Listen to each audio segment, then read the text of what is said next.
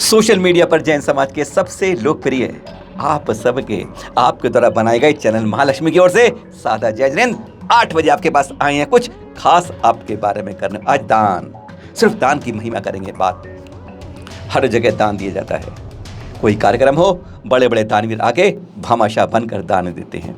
पर इस दान का स्वरूप क्या है? कोई शास्त्रों में यह धन का दान, जेब से निकले दान को कहीं महत्व नहीं दिया है।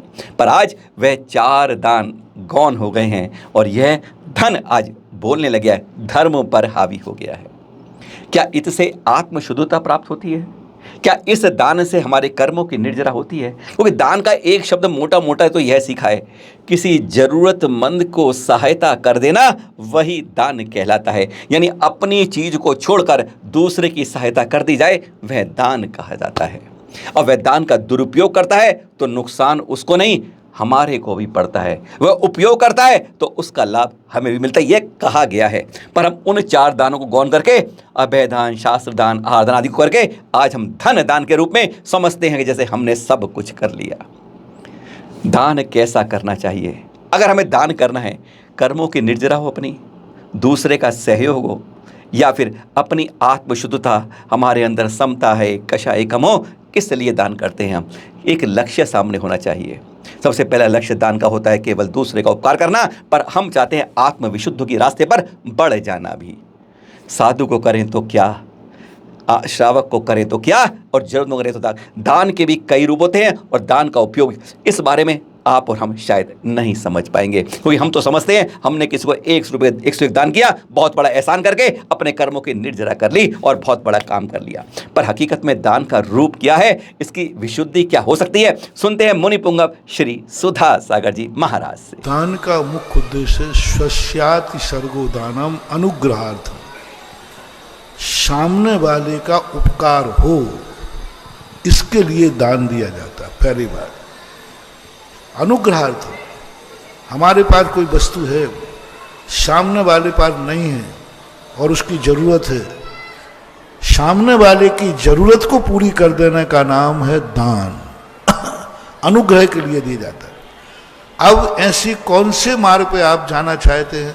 आप आत्मशुद्धि के मार्ग पे जाना चाहते हैं, तो जो आत्मशुद्धि मार्ग पे जा रहे हैं उनको ऐसी वस्तु की जरूरत है जो तुम्हारे पास है और उनको मिल जाएगी तो वह आत्मशुद्धि पे चले जाएंगे।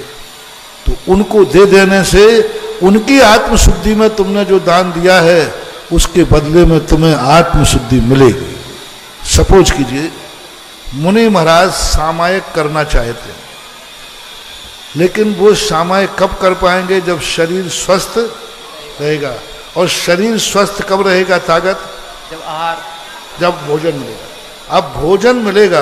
पूज्यवर पद्मनंदी महाराज, पद्मनंदी पंचविंशति में कार्तिक अनुप्रेक्षा में भी आया, मुनि महाराज शरीर के बिना सामायिक कर नहीं सकते। अब सामायिक में आत्मा की शुद्धि होना है ध्यान में, और आत्मा की शुद्धि कब हो? जब शरीर में ताकत हो। और शरीर ताकत कब हो? जब आहार मिले। और आहार किसके पास है? श्रावक के, तुम्हारे पास है। तो अब तुमने महाराज को आहार दिया, क्योंकि शरीर को शक्ति आएगी तो सामायिक करेंगे। तो मुनिराज जब जब सामायिक करेंगे उसकी विशुद्धि की वर्णाएं उसको जाएंगी जिसने आहार दिया था। यह है आत्मशुद्धि। इसलिए दान उसे दिया जाता है जो गुण हमें चाहिए। हमें भगवान बनना है तो भगवान के लिए दान दीजिए, साधु बनना है तो साधु को दान दीजिए, क्योंकि जैसा बोगे वैसा पाओगे। यदि वीतरागी को दोगे वीतरागता आएगी, रागी को दोगे तो राग आएगा। तुम्हारे दान से सामने वाला दान लेकर क्या करेगा वो हमें विचार करना है। देने से ही मतलब नहीं है, तुम्हारे देने से कुछ नहीं होता। तुमने किसी को कोई वस्तु दी, उसने लेने के बाद उस वस्तु का पाने के बाद उसने क्या किया, बस इतना सा सोचना है। तुम्हारे पाने के बाद यदि उसने चोरी की, तुम्हारे पाने के बाद उसने गलत किया, तुम्हारे पाने के बाद उसने सामायिक की, स्वाध्याय किया, तो वो जो जिस पर्पस से दान दिया जाता है, आत्म विशुद्धि वाले को दान दोगे तो तुम्हारा भी आत्मा की विशुद्धि होगी। दान एक बहुत बड़ी क्रिया है जिसमें जो कार्य हम नहीं कर पा रहे हैं वो हमारी वस्तु से। एक बार मैंने कहा था कि आप लोग मुनियों को नमोस्तु करते हो कि नहीं? करते हैं। व्यवहार है ये, निश्चय नहीं है, ये व्यवहार है। और व्यवहार क्या कहलाता है कि जिसको व्यवहार दो फिर उससे व्यवहार लेना भी पड़ता है। किसी का व्यवहार ले लो तो कहते भाई वहां तो हमें जाना ही पड़ेगा, व्यवहार तो चुकाना पड़ेगा। तो ये नमोस्तु व्यवहार है। अब तुमने मुझे नमोस्तु किया है, अब वो बताओ मैं तुम्हें कब करूंगा? व्यवहार लगे। आशीर्वाद। तो महाराज जी कर लो ना, अभी ऐसे कैसे करूं? तुमने कब किया? तुमने कब किया? जब मैं मुनि बना। अब तुम्हें यदि नमोस्तु किया है तो मेरा नमोस्तु कराने के लिए तुम्हें मुनि बनना पड़ेगा। अब तो व्यवहार लग गया। महाराज जी अब आज से नहीं करूंगा, वो तो कर चुके तुम, बेटा कर चुके, वो व्यवहार चुकाओ पहले। अब महाराज जी ये तो बड़ी आफत हो गई। अब इसका एक तरीका जनवाणी ने कहा, महाराज को मैंने नमोस्तु किया है और मैं इतना पवित्र नहीं हो सकूंगा कि मैं मुनि बन जाऊं, लेकिन व्यवहार तो चुकाना है। तो जनवाणी माँ कहती है चुक जाएगा, तू पूज्य नहीं बन पाएगा, तू अपने धन के माध्यम से एक ऐसी वस्तु का निर्माण कर जिससे मुनिराज नमोस्तु कर लेंगे। दो में से एक काम करना है, या तो तुम मुनि बन जाओ तो मैं तुरंत नमोस्तु ठोक दूं। हाँ, अरे भाई मुनि बन जाओगे तो नमोस्तु नहीं करूंगा। अब देख लीजिए आप, ये शिवरार्थी थे कि नहीं? बोलो थे कि नहीं? थे। हमारे पिछले चतुर्मासों में ये नमोस्तु करते थे कि नहीं? करते थे कि नहीं? थे। अब इन्होंने हमें नमोस्तु किया, अब ये मुनि बन गए तो हम नमोस्तु करते हैं कि नहीं? करते हैं। व्यवहार चुक गया। क्या? अब तुम लोग करो यही काम। नहीं महाराज ये नहीं होगा, सभी लोग पूज्य सागर थोड़ी बन जाएंगे। तो जनवाणी ने दूसरा रास्ता निकाला, यदि पूज्य नहीं बन सकते हो तो ऐसी कौन सी वस्तु तुम्हारे पास है जो पूज्य बना दे? और महाराज को नमस्कार। वो मात्र एक कारण है, जिनेन्द्र देव की मूर्ति, जिनेन्द्र देव का मंदिर। क्योंकि मुनि महाराज मूर्ति नहीं बैठा सकते। अब आप अपने धन के बल पर मंदिर बनाओ, मूर्ति बैठा लो, और फिर महाराज आएंगे, तुम बाजू में खड़े रहना। बोलो महाराज मंदिर में जाके क्या करेंगे? नमोस्तु करेंगे। और धीरे धीरे महाराज जी आपने ही बैठा ली थी। व्यवहार चुक गया, मुझे ना सही मेरी बैठा ली हुई मूर्ति को आपने नमस्कार कर लिया तो भी हमारा व्यवहार चुक गया। ये है कारण मूल रहर। तो अब अपने महाराज को एक ऐसी पूज्य मूर्ति बैठा दी जो भगवान मुनिराज भी नमोस्तु कर रहे। आप या तो अपना मुनि महाराज के पैर धोते हो, गंधोदक लगाते हो, आप पवित्र हो जाओ कि आपका भी गंधोदक बन जाए, नहीं हो पाएंगे। फिर क्या करें महाराज? या तो तुम पवित्र बनो कि गंधोदक बन जाए, और या फिर ऐसा कोई कार्य करो जो महाराज नहीं कर पाए और महाराज गंधोदक ले ले। सुबह उठो, जिनेन्द्र भगवान का गंधो अभिषेक करो और महाराज के पास ले जाओ, महाराज जी गंधोदक ले लीजिए। और लेने के बाद कहें महाराज चुक गया मामला पूरा, हमने आपका गंधोदक लिया था, हमने महाराज भगवान का क्योंकि वो गंधोदक आप ही बना सकते हो। तो इस प्रकार का दान पूजन की क्रियाएं सब बंदे तदगुण लब्ध। सादर जय जिनेन्द्र। पर उससे पहले एक बार यह देख लीजिए, जैन तीर्थों की संरक्षण के लिए हमें क्या करना है।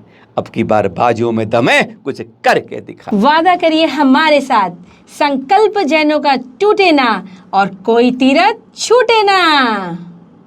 जैन तीर्थ संरक्षण, जागरूकता फैलाएं और टुडे टी से पुरस्कार पाएं। आइए वर्षा योग के इन 4 माह को समर्पित कर दें पूरी तरह तीर्थों की सुरक्षा में, संरक्षण में, जागरूकता में। इस समय देश के अंदर लगभग 700 जगह पर चतुर्मास आयोजित हो रहे हैं। हमारा आप सभी से विनम्र अनुरोध है कि आप जो भी कार्यक्रम कर रहे हैं उसमें तीर्थ संरक्षण को जोड़ लीजिए, और जो भी जोड़ रहे हैं आप उसकी सूचना भी दीजिएगा, और हर को मिलेगा टुडे टी की ओर से गिफ्ट पैम्पर तथा प्रमाण पत्र भी।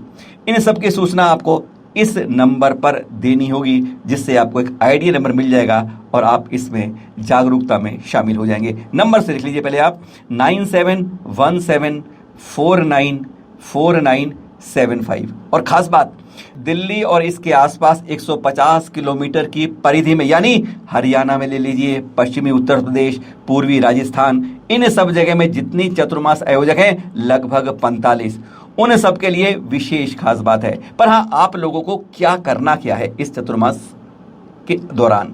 सबसे पहले तीर्थों की सुरक्षा के लिए, संरक्षण के लिए विभिन्न कार्यक्रम कीजिए। संतों से प्रवचन कराइए, धर्म सभाओं का आयोजन कीजिए, महिला मंडल से कोई जागरूकता करवाइए, प्रश्नोत्तरी करिए, चित्रांकन करिए, डिबेट करिए, विद्युत गोष्ठी करिए, कुछ भी करिए, उन जगह तीर्थ यात्रा करवाइए। इस तरह की जागरूकता से हम अपने तीर्थों को जो हमसे छुनते जा रहे हैं, मिटते जा रहे हैं, उन सब को बचा सकेंगे। और आपका यह सहयोग पूरा जैन समाज के लिए अमूल्य योगदान होगा। बस यही करिएगा। पर हाँ, मिलेगा क्या? टुडे टी की ओर से उत्साहवर्धन के लिए कुछ पुरस्कार, प्रशस्ति आदि भी देने की घोषणा की गई है। तो आइए जानते हैं 3 सर्वश्रेष्ठ को टुडे टी पुरस्कार करेगा। पता है क्या? पहला है अहिंसा पुरस्कार, जो 51,000 राशि का है। दूसरा पुरस्कार अनेकांत पुरस्कार 31,000 राशि का है। और तीसरा स्यादवाद पुरस्कार 21,000 राशि का। और साथ में प्रशस्ति पत्र तो है ही। शेष सभी चातुर्मास समिति को भी कुछ ना कुछ दिया जाएगा टुडे टी द्वारा, और वह है गिफ्ट हैम्पर प्लस प्रमाण पत्र। यानी दिल्ली एनसीआर नहीं, पूरे देश में कहीं आप हैं, आपको छोटी सी एक भेंट टुडे टी की ओर से अवश्य मिलेगी। और हाँ, निर्णय कौन करेगा? इसके लिए है निर्णायक मंडल, जिसमें अध्यक्ष है हमारे अखिल भारतवर्षीय दिगंबर जैन शास्त्री परिषद के अध्यक्ष डॉक्टर श्रेयांश कुमार जैन जी बड़ौद से, और साथ ही उनके साथ उपाध्यक्ष हैं इस कमेटी में डॉक्टर वीर सागर जैन, यानी लाल बहादुर संस्कृत विद्यापीठ के प्रोफेसर, जैन दर्शन के डॉक्टर वीर सागर जैन, जो फैसला करेंगे जो सभी को मान्य होगा। और हाँ, इस बार का समर्पण हमारे पूरे चतुर्मास का केवल जैन तीर्थ संरक्षण पर। कुछ ना कुछ नया करके दिखाएं। कहते हैं आगे बढ़कर हम कुछ काम करके कुछ दिखाएं।